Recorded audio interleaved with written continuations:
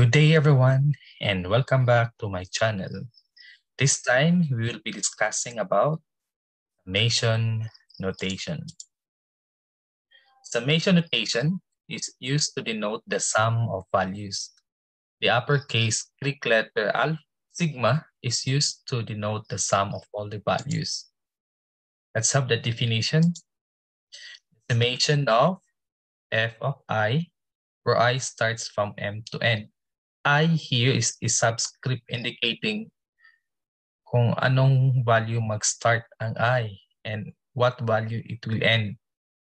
That is equal to f of m plus f of m plus 1 plus f of m plus 2 plus f of m plus 3 plus up to f of n minus 1 plus f of n.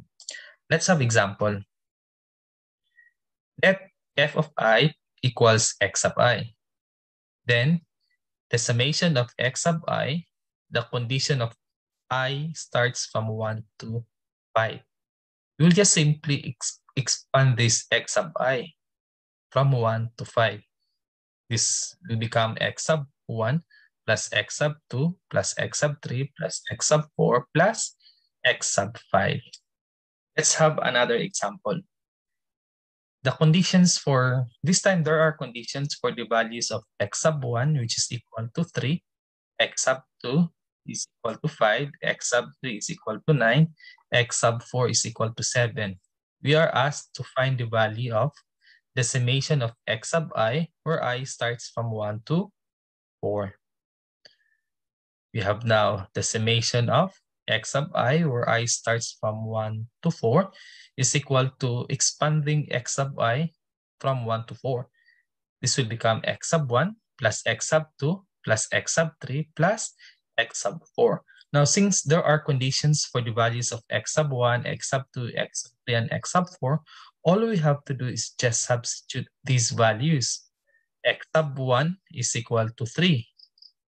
X sub 2 is equal to 5. X sub 3 is equal to 9. X sub 4 equals 7. Then get the sum. This is equal to 24. Another theorem is the summation of the sum of two or more variables is the sum of their summations. Therefore, if we could see this format, two or more variables, the answer would be get the summation of the first variable plus the summation of the second variable plus the summation of the third variable. Let's have example.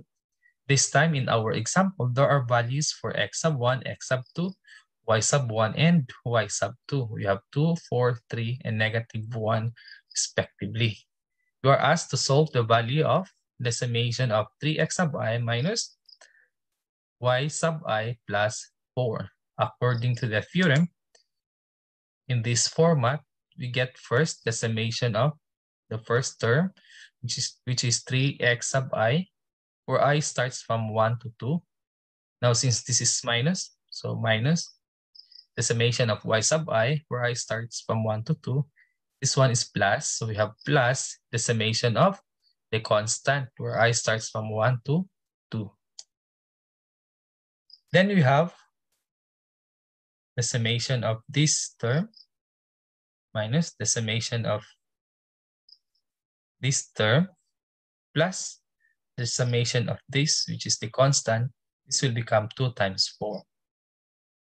Next step, we have to factor out 3. Then we have the condition for I starts from 1 to 2.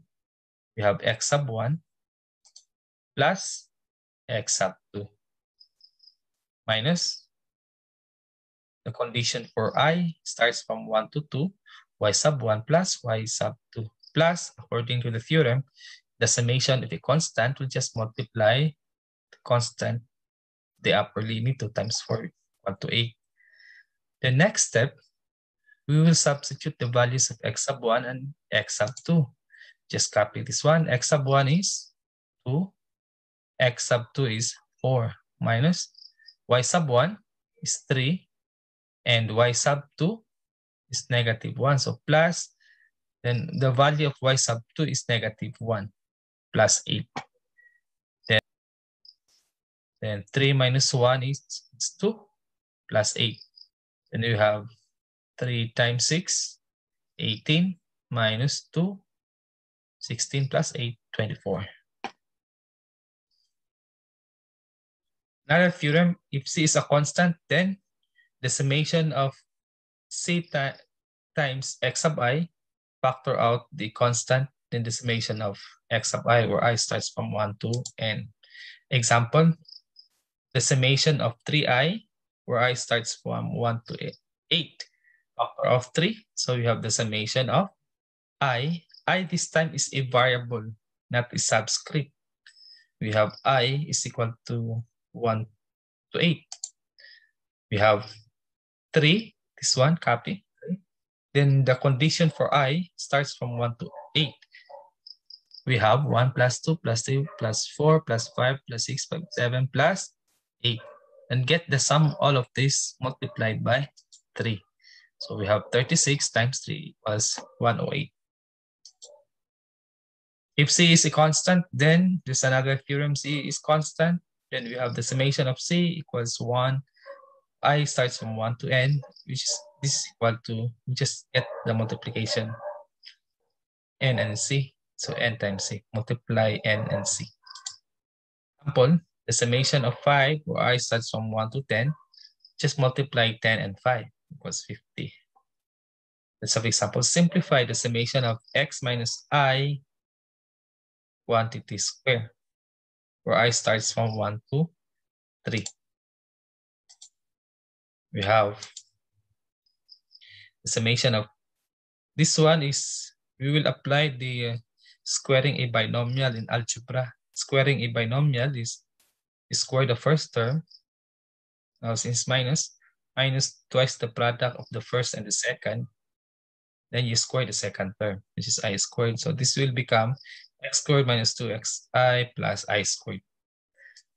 Apply the theorem. We have this one first, the summation of x sub x squared, where I starts from I to 3.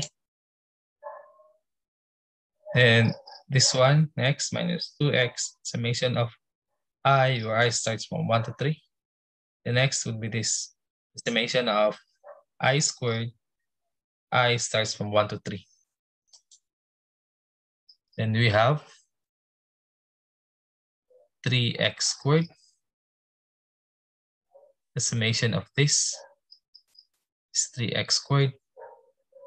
The summation of this, where I starts from 1 to 3, so 1 plus 2 plus 3, which is 6, will become 2x times 1 plus 2 plus 3, plus this one, I squared. We have I, the first I is 1, you square 1 is 1. Then 2, you square 2, it's 4. Then 3, you square 3, it's 9. So you have 1, 2, 3. Then you have 3x squared minus 3 plus 1 plus 2. 6 times 2, 12. So minus 12x plus 9 plus 1, 10 plus 4, 14. That's all for summation notation. And again, huwag kalimutan mag-subscribe para updated palagi sa lecture series natin.